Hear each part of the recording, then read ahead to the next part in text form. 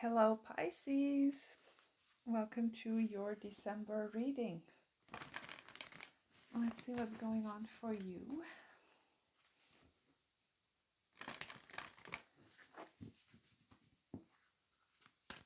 What do we have for Pisces, please?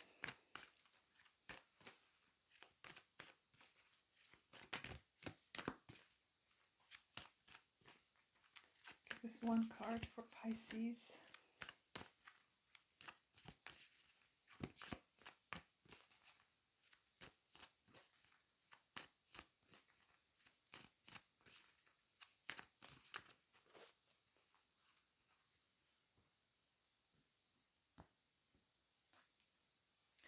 We've got the South Node. Don't let the past hold you back. I heard falling backwards. That's interesting. There's a song by a band. It's kind of an obscure band. It's called Sleeping at Last. There's a song about Pluto there, and that was the lyrics that came to my mind. Falling backwards. You may want to search that song. It's called Pluto by Sleeping at Last, and I found the lyrics of that song to be very, very accurate when it comes to Pluto. So, falling backwards. Don't know what that's about. But usually the South Node is a place where we rely upon the stuff that we've already been through, or the stuff that we've already learned, the stuff that we're really good at, and feel like, okay, I don't need to improve, I don't need to get out of my comfort zone, I don't need to go explore somewhere else. It's basically a place that can hold us kind of prisoner to what we've been through. Okay, it's kind of a karmic point there. Um, it's just the stuff that we just keep relying on, the stuff that works for us and that we just don't need to change for whatever reason. So yeah, the South Node for you, it could be something going on for you this month where you're gonna fall back on the same patterns. It could be that you're falling back on the same things you've done in the past, whether this is in a karmic way, um, patterns of behaviors, stuff that you used to do, maybe meeting the same people with different faces, or doing the same things over and over again, expecting things to go differently. But that's really just a pattern that we can get stuck in. Um, we'll see what the tarot has for you, but usually the South Node is, there's no growth there. It's the South Node has kind of a bit of a denial of progression, if that if that makes sense. There's no progression with the South Node. It's just is what it is. It remains stuck in a sort of um, mindset or in a certain way of being. And of course, it's not all negative, because the South Node does have all the qualities that makes us who we are, and the stuff that we're really good at. So there's stuff there that we can rely upon when it comes to dealing with just life stuff. But it can go into the negative side of things, where we just kind of relentlessly cling to something that does not work, or repeating patterns or things like that. So that could go either way, but I feel like it's more of a kind of falling backwards a little bit, or repeating something.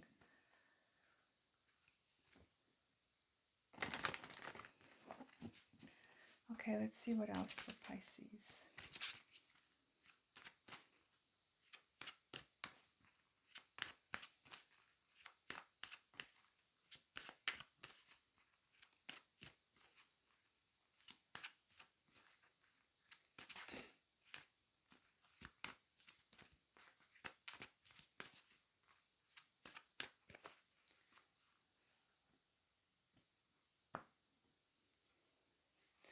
got compassion with Scottish primrose. I just did Aquarius and they had the same card as Aquarius. So interesting. And again, I'll say the same thing as I said to Aquarius. This card does indicate having compassion and understanding for a specific situation, or having compassion and understanding towards the self. For example, having more understanding why you keep repeating the same things here with the South Node. What's the lesson there? Because the South Node does come with karmic lessons. So, you know, and instead of like hating yourself or, being hard on yourself for keep doing the same things, you could try to understand why this pattern persists, or why do you keep going back to the same thing, and having that compassion and that understanding towards the self. Okay, so let's see.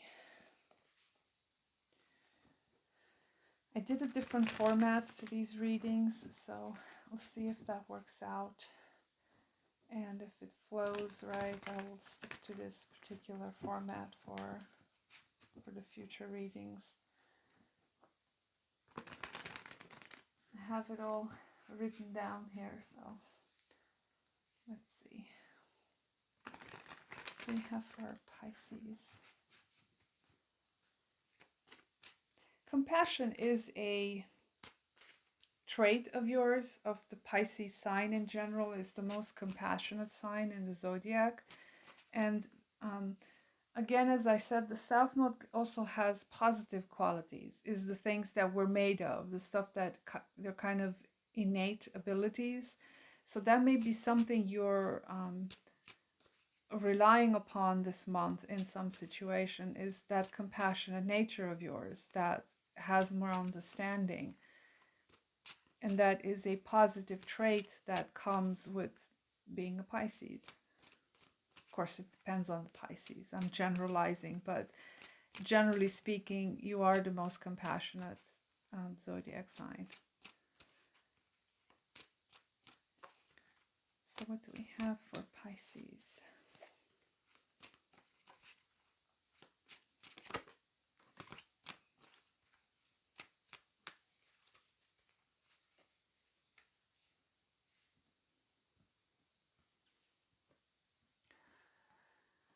So the first card is you in your current situation. Second card is a focus. Third card is a supportive energy. The fourth card is a challenge.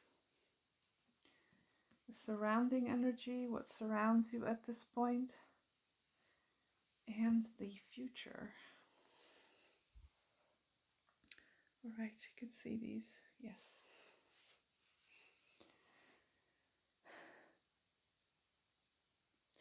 So currently, Pisces, you do find yourself being in a very irrational sort of state of mind, okay? The Queen of Swords is someone that is very logical, very rational, but at the same time, it's still, I heard reserved too.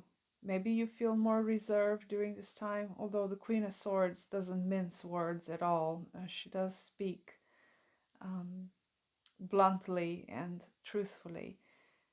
But you could be feeling more reserved at this point. So your current state is that of the Queen of Swords. You are more logical, you try to rely on what you know, but at the same time keeping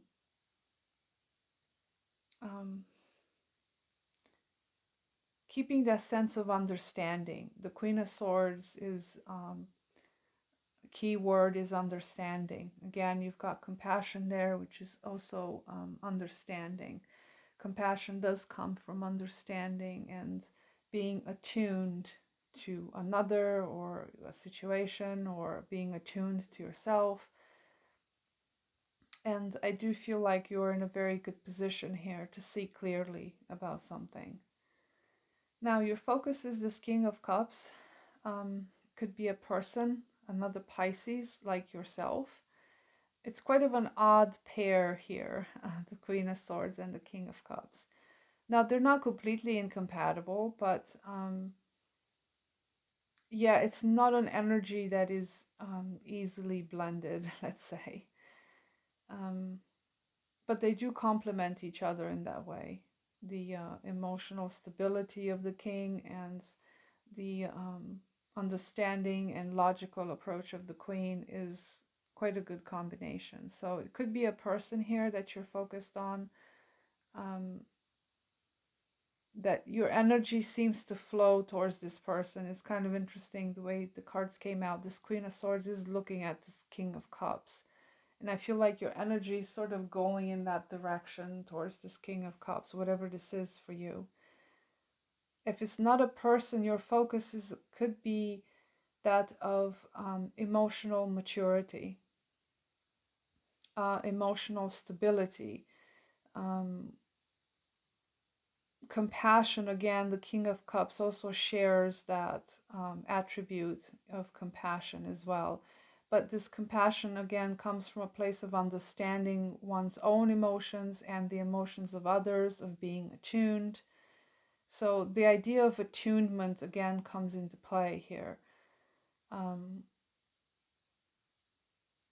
maybe learning from the past, going through the steps of progression, of maturity, of things like that.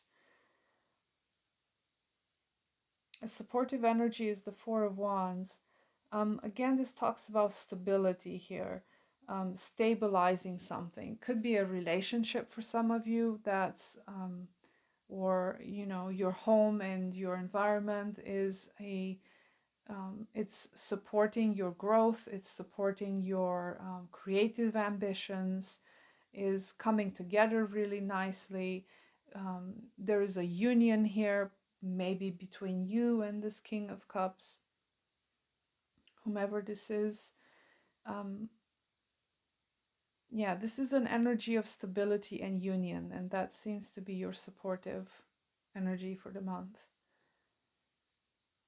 Now, your challenge is the Eight of Wands.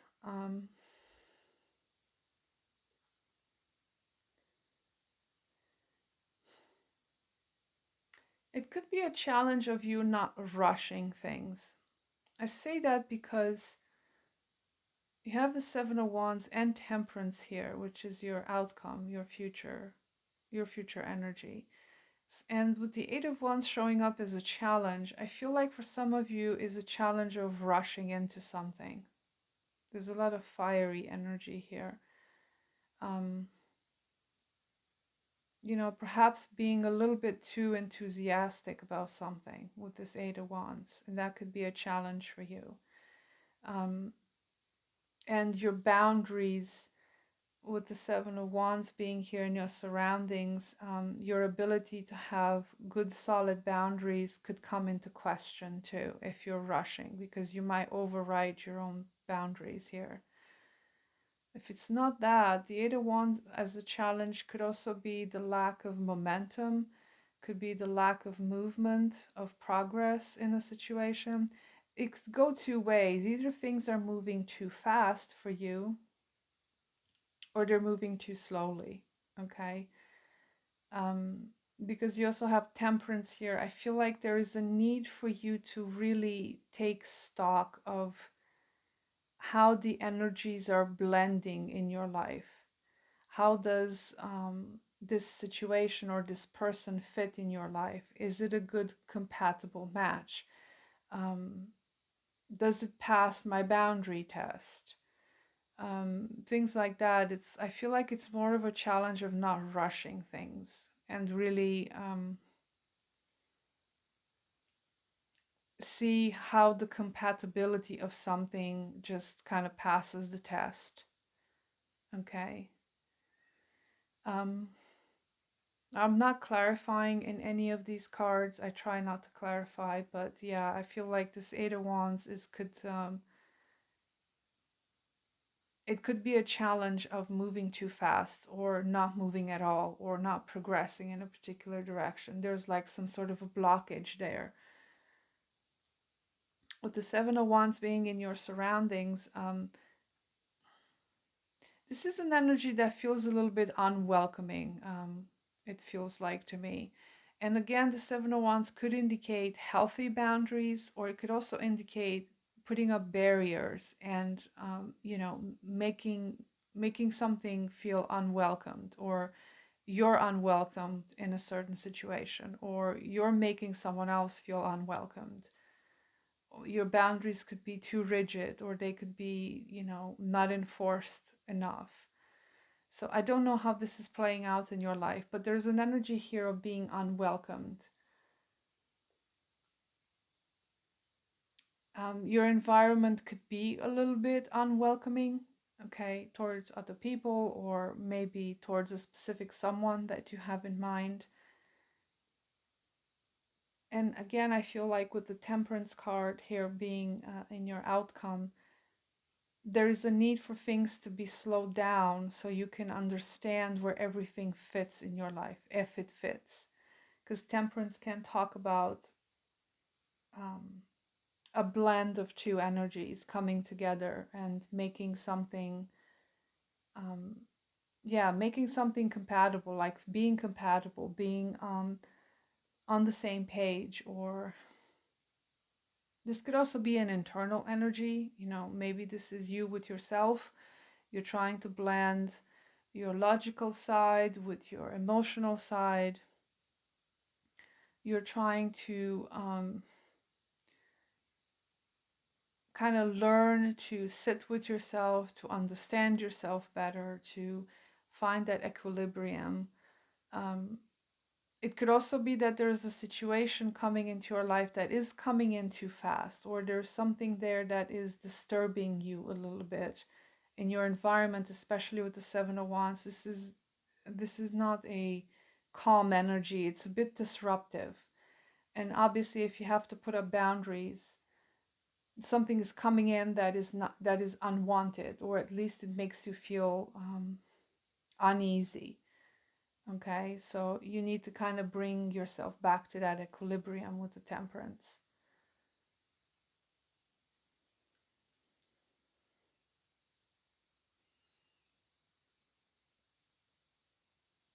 So it's an interesting reading for you. It's rather vague. I'm kind of, I don't know if this is a relationship thing. I mean, with the Four of Wands, it could be, especially since you have a King of Cups here that you seem to kind of give your energy to. Um, but it could be that this person or this situation somehow comes into your life and it's making you feel a little bit off kilter, but just like not a lot, maybe just a little bit. And you're having to really kind of pull back a little bit, or be cautious in some way. Maybe because you went through some sort of a past situation that was similar and you're trying to kind of learn from it and see how it fits into your life currently, something like that.